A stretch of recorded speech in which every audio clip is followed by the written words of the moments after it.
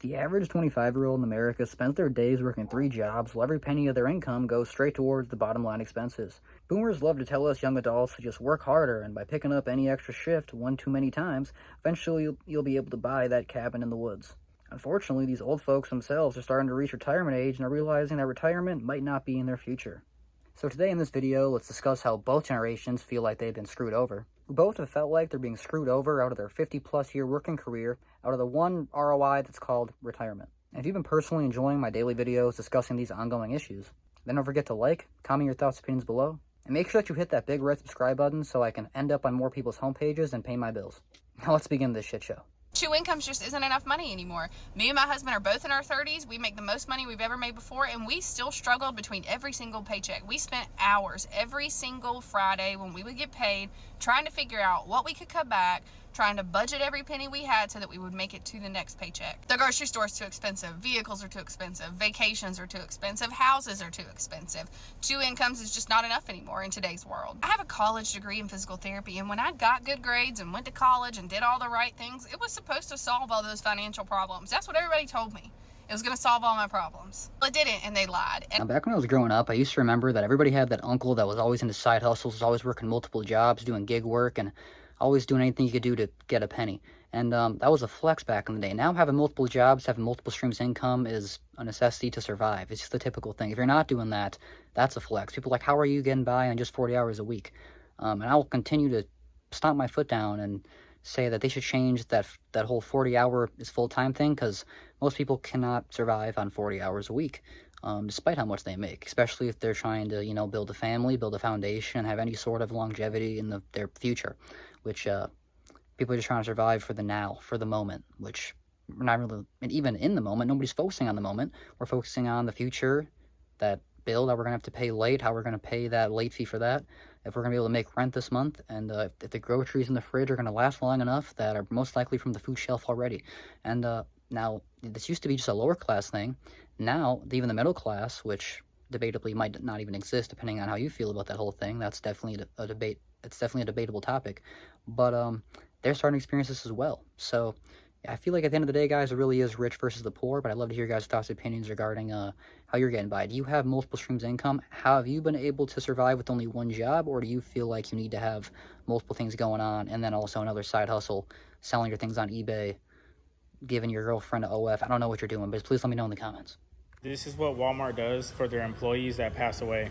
Keep in mind, this man worked here for 20 years. 2 balloons, a ribbon, and a little thing with a fake candle and some fake flowers. Just right here in the entryway at that, like nowhere special, just right in the entryway. 20 years, and that's all you get.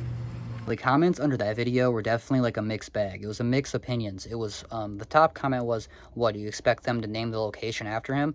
No, it's not the case. I'm sure they've had many employees, especially being a Walmart, a big superstore. I'm sure employees die all the time. But it's funny, because since he was an older fella, he was probably a greeter, which means that he was probably just sitting up front greeting people. And then the second biggest comment, which is the complete contradiction of the first one, was they're even making him work after he passes. He was greeting people his last few years on Earth, and now he's continuing to greet people his last week after, like the first week after he's gone. It's insane. But I know it's supposed to be like a good thing. It's supposed to be like remembrance. It's supposed to be like a, hallelujah to your time you spent here and your grace you did on this establishment. But at the end of the day, it's kind of, I need to stop saying that, at the end of the day. But I feel like it's just kind of ironic if you really break it down. And he was working there for 20 years. And that's probably one of his coworkers, where it's hard when you go there. And I've had coworkers pass away. When I was working at the deli, a lot of the older ladies in the bakery, they either retire or they can never retire, like I've stated in many of my videos, and we'll continue to cover probably in other future videos.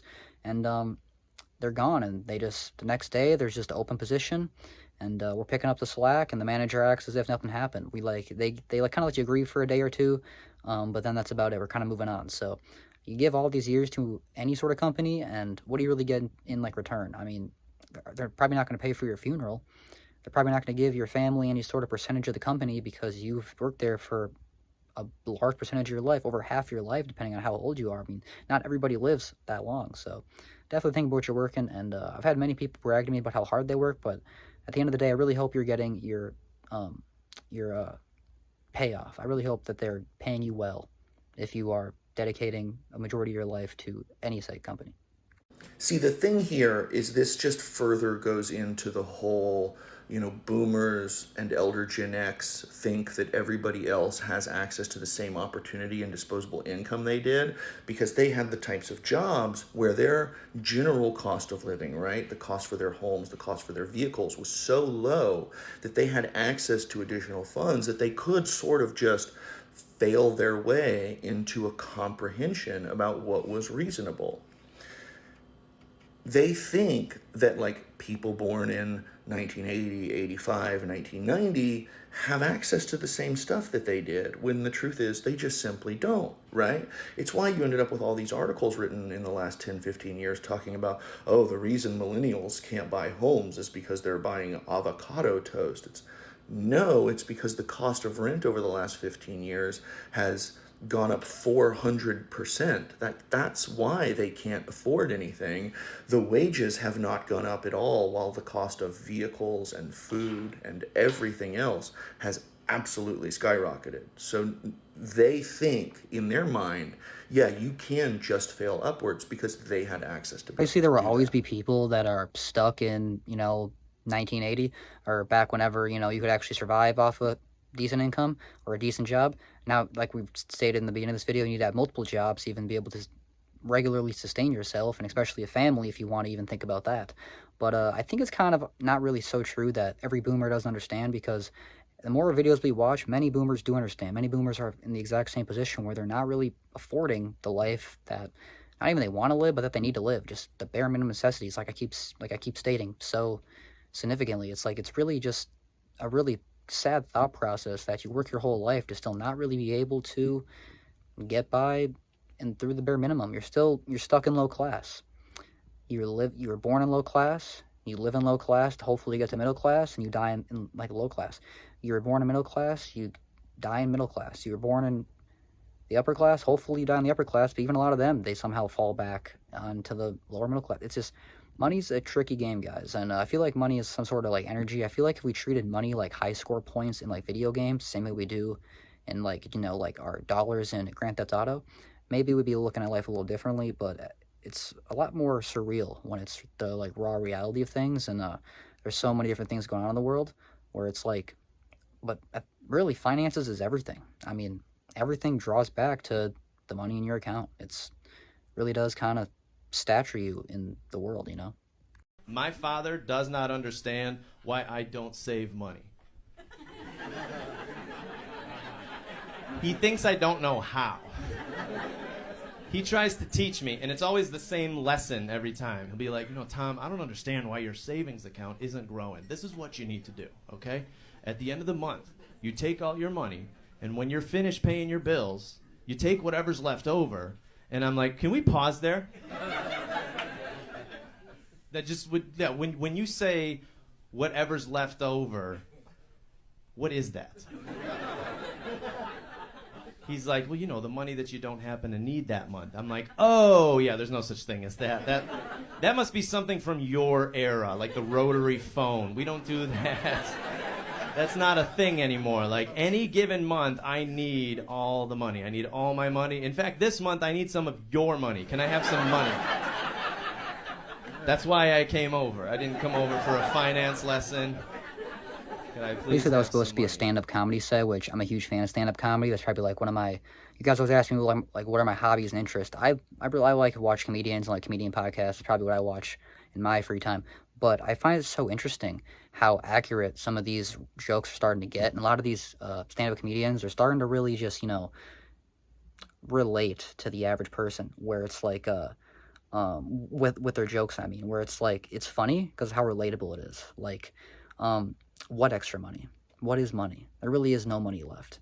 And if you have any extra money, what are you doing with it, and how do you keep it? Because whenever I get extra money, it's already eaten up before I get it, not even knowing it's coming. It's a weird process, but it just seems to be the reality of it. And please let me know down below in the comments if you guys can relate to anything discussed in this video, and all that nonsense. Because I know there's kind of jump topics a little bit, but they're all based around the same thing. The fact that getting money's hard, keeping money's hard, and growing money damn near feels impossible these days, unless you are the right person, have the right connections, or are in the know. I don't know, maybe like the like triangle thing, the like Illuminati. I don't know if I believe that. Do you believe that? Either way, let me know down below in the comments. Boomers are all about money. Gen X is like, is it all about money? Millennials are like, where is the money? And Gen Z is like, what is money? Guys, that's going to wrap up today's video discussing how younger generations as well as older people are having a tough time getting by, struggling to afford life, and how maybe death doesn't seem too bad. But oh yeah, that comes with a price too, so make sure you save it for that. Either way, I definitely appreciate all your guys' support. A lot of you guys have been definitely checking out some of those links down below in the description. Life's been hitting me like a brick lately, so that goes such a long way. A lot of you guys want to remain anonymous, but I have reached out to you personally, individually, through DMs and stuff, so I've acknowledged your guys' ongoing support, and you guys going above and beyond, so feel free to check those links down below in the description. Those are some of the best ways to support me and the content around here. And if you like stuff like this, feel free to subscribe. You can see my daily videos around here. And I've been going live every day around 3 to 5 p.m. Central Time, so it's a great way to get to know me more, you know, hang out with the community that we have around here. We got a bunch of cool people, and we just hang out. So yeah, feel free to check that out. It's right here on the channel. So thank you so much for watching. I hope you enjoyed, and I will see you in the next one. Bye.